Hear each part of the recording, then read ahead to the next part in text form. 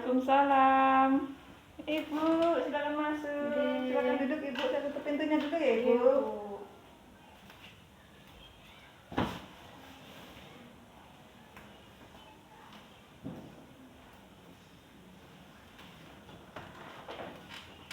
Baik, perkenalkan Ibu, nama saya Bidan Elpina Ripkayudi.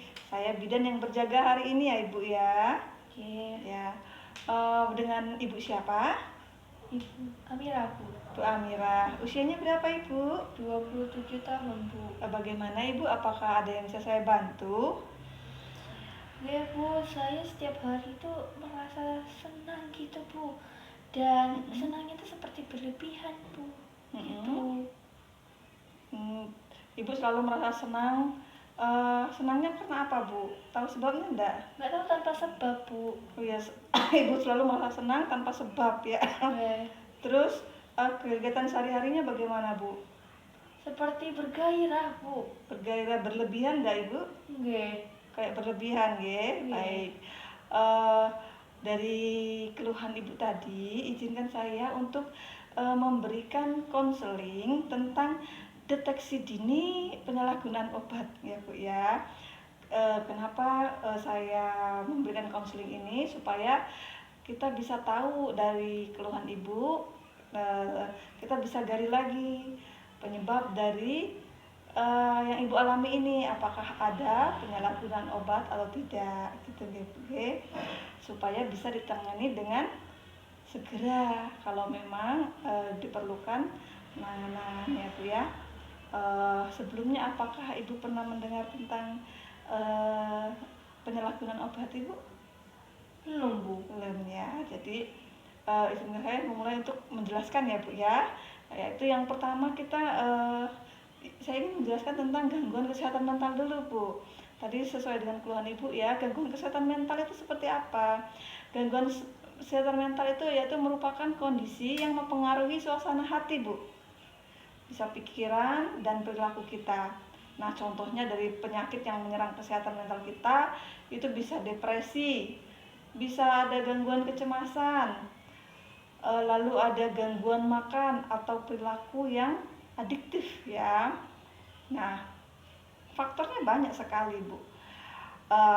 Yang utama umumnya itu karena stres, tapi ada juga karena trauma-trauma. Traumanya apa aja? Ada kekerasan pada anak, ada faktor genetik, misalnya kelainan otak, cedera kepala. Bisa jadi juga karena trauma isolasi sosial, misalnya diasingkan oleh tetangga, tidak dikucilkan oleh lingkungan sekitar, merasa kesepian. Bisa juga karena trauma pengangguran atau kehilangan pekerjaan, merasa ada kerugian sosial, kemiskinan, ataupun ada hutang yang banyak ya, Bu ya. Dan serta ada juga mengalami diskriminasi. Kadang trauma kematian orang terdekat pun juga bisa mempengaruhi gangguan kesehatan mental ini sendiri, ya Bu ya. Oke. Nah, selanjutnya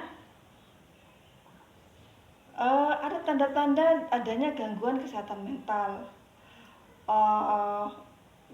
Biasanya orang dengan gangguan kesehatan mental itu merasa sedih, bingung, atau berkurangnya kemampuan berkonsentrasi, ketakutan atau kekhawatiran yang berlebihan, atau perasaan yang bersalah, ya. Lalu ada kelelahan, energi rendah atau gangguan tidur, dan mengalami delusi, paranoid atau halusinasi, ya. Membayangkan hal yang bukan sebenarnya, ya Bu ya. Ketidakmampuan untuk mengatasi masalah sehari-hari atau stres, Bu, bisa jadi ya. Lalu berhubungan dengan situasi orang lain, sangat kesulitan menjalin hubungan dengan teman, dengan keluarga, dia kesulitan, ya. Nah, masalah dengan biasanya ada masalah dengan penggunaan alkohol, itu penyebabnya bisa. Lalu penggunaan narkoba, bisa menjadi penyebabnya juga. Dan dorongan untuk berhubungan, berubah rasa marah dan benci yang berlebih juga ada keinginan untuk bunuh diri ya Bu ya. Nah, tanda gangguan mental kadang-kadang gejala gangguan kesehatan mental itu muncul dalam bentuk masalah fisik Bu, seperti sakit perut, sakit punggung, sakit kepala dan sebagainya ya Bu ya. Nah, oleh karena itu kalau misalnya ada keluhan ya seperti yang saya katakan tadi, sebaiknya segera ke psikiater atau psikolog ya Bu ya. Nah, gangguan kesehatan mental tadi kan bisa dipengaruhi, karena saya ingin menjelaskan tentang gangguan karena nafsa ini ya Bu ya. Nah, nafsa ini sendiri singkatan dari apa? Ada narkotik, psikotropika, dan zat adiktif. Nah, dan semua 3 zat ini biasanya membuat kecanduan bagi penggunanya. Nah, narkotika ini sendiri yaitu zat obat yang berasal dari tanaman Bu ya Bu ya. Nah, narkotik ini efeknya apa? Zat yang dapat menenangkan saraf, sehingga bikin kalau kita konsumsi mengakibatkan ketidaksadaran. Nah, biasanya kalau di medis itu buat bius, tapi kalau misalnya menghilangkan rasa sakit ya. Tapi kalau dipakai secara umum itu akan menimbulkan rasa yang mengantuk, menimbulkan efek stupor, dapat menimbulkan adiksi, kecanduan, sehingga tidak semestinya gitu penggunaannya itu nggih. Jadi ada kecanduan di dalam penggunaan narkotik ini sendiri. Yang selanjutnya yaitu psikotropika. Nah, psikotropika ini zat atau obat baik alami ataupun sintetis, tapi bukan narkotik jenisnya ya. Hasilnya yaitu psikoaktif. Nah, ini yang psikotropika ini dia berpengaruh selektif pada susunan saraf pusat yang menyebabkan perubahan khas pada aktivitas mental dan perilaku. Nah, selanjutnya saya akan menjelaskan gangguan psikis dari pemakaian obat terlarang jenis ganja. Ganja ini berasal dari sejenis tanaman ya Bu ya. Nah, gangguan psikisnya yang umum terjadi, yang paling khas itu terjadi kalau dengan pemakaian ganja itu yaitu pemakainya mengalami euforia. Euforia itu apa? Rasa senang yang berkepanjangan tanpa sebab. Nah, seperti yang Ibu Alfi tadi, rasa senang berkepanjangan tanpa sebab. Nah, yang lainnya apa? Penggunaan ganja ini bisa pengguna lebih mengalami hilaritas, apa itu? Berbuat gaduh. Soalnya kemarin gaduh. Lalu mengalami yang namanya terbahak-bahak tanpa henti, mengalami perubahan persepsi ruang dan waktu, dan berkurangnya kemampuan koordinasi, pertimbangan, dan daya ingat, serta mengalami peningkatan kemampuan kepekaan visual dan pendengaran, tapi lebih ke arah halusinasi ya Bu ya. Nah, pada penyalahgunaan ganja ini pada dosis tinggi bisa berdampak pada delusi. Apa itu? Yaitu terlalu menekankan pada keyakinan yang tidak nyata. Ada depresi, kebingungan, mengalami alienasi atau halusinasi, disertai gejala psikotik seperti rasa ketakutan ya Bu ya. Nah, bahaya dari penyalahgunaan ganja secara teratur dan berkepanjangan. Nah, selanjutnya saya akan menjelaskan tentang gangguan psikis pada penyalahgunaan obat terlarang jenis sabu. Nah, jenis sabu ini bisa sering disebut amfetamin ya Bu ya. Jenis narkoba juga berupa bubuk putih, kuning, ataupun coklat, ataupun putih kristal ya Bu ya. Nah, gangguannya seperti apa? Ada peningkatan aktivitas dan gairah hidup, menurunkan rasa lelah, meningkatkan mood, meningkatkan konsentrasi, ya, meningkatkan nafsu makan, dan menurunkan keinginan untuk tidur. Nah, jadi betah melek ya Bu ya. Nah, Selanjutnya saya akan menjelaskan tentang faktor yang mempengaruhi penyalahgunaan narkoba. Ada 3 faktor, Bu.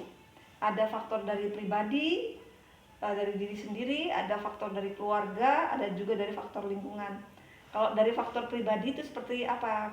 Ketidakmampuan menyesuaikan diri dengan lingkungan, ya.